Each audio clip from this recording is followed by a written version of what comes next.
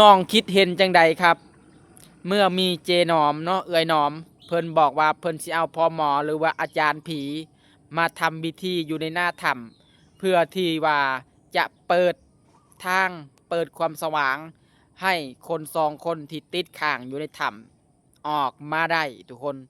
ตอนนี้กับบ่ฮู้วีแววเลยว่าบ่ฮู้โชคชะตาของเพิ่นเลยเนาะทุกคนว่าอยู่ข้างในถ้ำนี่จะเป็นจังใดทุกคนจะมีโอกาสรอดออกมาจากถ้ำได้บ่ทุกคน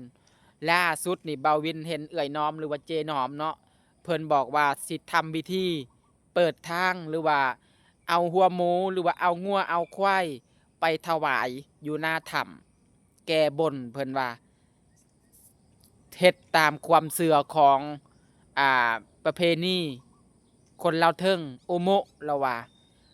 เบาวินคิดว่ามันดีเด้ทุกคนมีทางเดียวนี่แหละทุกคนที่จะซอยเหลือคนลาว2 คนที่ติดข้างในถ้ำได้ทุกคนตอนนี้ก็ผ่านมาหลายมือแล้วทุกคนในหลายมือแล้วเนาะเฮาบ่ฮู้เลยว่าโศกชะตาของเพิ่นอยู่ข้างในเนี่ยจะเป็นจังใดทุกคนมีทางเดียวทุกคนเฮ็ดตามเอื้อยน้อมเราเว้าค่อยอาจคิดว่าค่อยคิดว่าจะมีพ้นเด้ทุกคนมันจะมีความดีเด้มันจะมีข่าวดีเด้ทุกคนถ้าเฮ็ดแบบนี้นะเพราะว่าหลายคนแล้วเขาเฮ็ดแบบนี้นะบ่เชื่อเฮาก็บ่ต้องลบหลู่ทุกคนมันบ่ได้เสียหายหยังเฮาเฮ็ดตามที่เพิ่นบอกเฮ็ดตามที่เอื้อยน้อมเพิ่นเสนอมามันก็ดีทุกคนเพราะว่าบ่าววินก็เห็นคนอื่นเขาเฮ็ดคือกันเด้ทุกคนบ้านบ่าววินก็เฮ็ดคือกันทุกคน ขนาดคนเจ็บคนโซ่จริงๆมีอาจารย์มาเป่ามีอาจารย์มาปัวเฮาก็ยังหายได้ทุกคนถ้าเฮาบ่เชื่อเฮาบ่ต้องไปลบหลู่เด้อทุกคนเด้ออย่าไปดราม่ากันเด้อคลิปนี้เด้อทุกคนเด้อก็คือว่าเบาวินน่ะเบาวินน่ะเข้าใจเบาวินน่ะเข้าใจคำที่ว่าเอ่ยน้อมเราเว้าได้ก็คือว่าเราอยากซอยทุกวิธีทางเท่าที่ว่าผู้หญิงคนหนึ่งจะซอยได้นะทุกคนเปิดความสว่างหรือว่าเปิดความเสื่อลองเฮ็ดวิธีนี่เบิ่ง เพื่อว่ามันจะดีขึ้นเพื่อว่าคน 2 คนที่ติดค้างในถ้ำเนี่ยจะออกมาได้ทุกคนเฮาบ่ฮู้ดอกว่าอยู่ในถ้ำนะมันมีหยังแหน่สิ่งศักดิ์สิทธิ์มีหยังแหน่มีพญานาคบ่มีเจ้าที่บ่อ่ามีผีอยู่หั่นบ่อันนี้คือว่าความเชื่อแต่ละคนบ่คือกันทุกคนอย่างคือเบาวินนี่เบาวินก็เชื่อได้ว่าอยู่ในถ้ำนะมันมีสิ่งศักดิ์สิทธิ์และมันมีสิ่งลึกลับมากกว่านั้นทุกคนอันนี้คือเบาวินเชื่อได้บ่เชื่อก็ต้องเชื่อทุกคนเบาวินเห็นเจ้าหน้าที่กู้ภัยเพิ่นนี่เข้าไปช่วยเหลือคนลาว2 คนเนี่ย2-3 เทื่อแต่ละเทื่อมีอุบัติเหตุหมดดินถล่มก้อนหินถล่มน้ำท่วม สิได้กับบ่ได้ทุกคนอันนั้นคือว่าความเสื่อของบาวินใดบาวินคิดว่าอาจจะมีสิ่งลึกลับอยู่ในถ้ำถ้าเฮ็ดตามหีดตามคลองตามประเพณีของภาษาคนอุโมะหรือว่าคนบ้านลาวเทิงอะนะทุกคนเอามออาจารย์ลาวเทิงมาอยู่ในหน้าถ้ำทำพิธีเปิดทางถวายหัวหมอกหัวหมูจุดธูปแกบอกแกบนยังกะว่าไปทุกคน มีทางเดียวนี่แหละทุกคนที่จะสามารถซอยเหลือพี่น้องลาวเฮาออกมาจากถ้ำให้ได้ทุกคนได้หรือบ่ได้ถ้าเฮ็ดไปแล้วมันก็บ่ได้เสียหายหยังเนาะทุกคนเนาะพี่น้องคิดว่าจังใดทุกคนพี่น้องคิดว่าเฮาควรเฮ็ดหรือเฮาบ่ควรเฮ็ดทุกคนถ้าเฮาเฮ็ดมันก็บ่ได้เสียหายหยังทุกคนถ้าเฮาเฮ็ดแล้วคน 2 คนนั้นมีบุญวาสนาย่างออกมาจากถ้ำได้ มันก็เป็นข่าวดีเด้ทุกคนชีวิตทั้ง2 คนน่ะติดอยู่ในถ้ำถ้าเพิ่นย่างออกมาแบบมีชีวิตรอดอ่ะมันซ้ำว่าเกิดใหม่หมดเด้ทุกคนถือว่าอยู่โลกใหม่เลยเด้ทุกคนถือว่าเป็นข่าวดีเด้ทุกคนเรื่องแบบนี้น่ะบ่เชื่อบ่ต้องไปลบหลู่ทุกคนอย่าไปดราม่ากันเลยบ่าววินน่ะเชื่อสิ่งนั้นเชื่อสิ่งลึกลับเชื่อสิ่งศักดิ์สิทธิ์เชื่อสิ่งที่เอ่ยนามเราเว้าหั่นอีหลีทุกคน เฮาลองเฮ็ดวิธีนี่เบิ่งซอยเหลือคน 2 คนติดค้างอยู่ในถ้ำทุกคนเฮ็ดเฮ็ดถ้ำเปิดวิธีจุดธูปจุดเทียน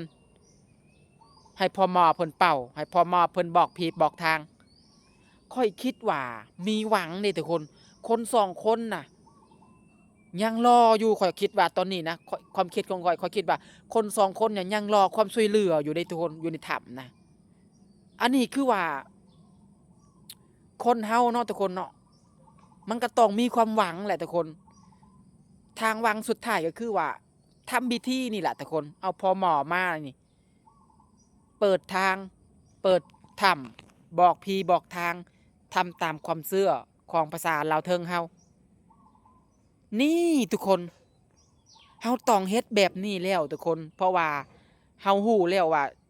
ถ้าเฮาเข้าไปนี่มันอันตรายถึงชีวิตความสูงความเสี่ยงมันหลายทุกคนบ่เฮาก็บ่กล้าจะเข้าไปแล้วเนาะเพราะว่าเหตุการณ์มันเกิดภัยพิบัติทางธรรมชาติเนาะทุกคนเนาะทางลาวเฮาก็สั่งให้ถอยก่อนเนาะทุกคนก็คือว่ามันอันตรายแฮงอะนะทุกคนเฮาเข้าใจนะมีสิ่งเดียวนี่แหละทุกคนคือบ่าววินเว้านี่แหละเปิดทางเอาพม.มาเอาหัวงัวหรือว่าเอาควายมาเอาเป็ดเอาไก่เอาหมูมาจุดธูปจุดเทียนทำพิธี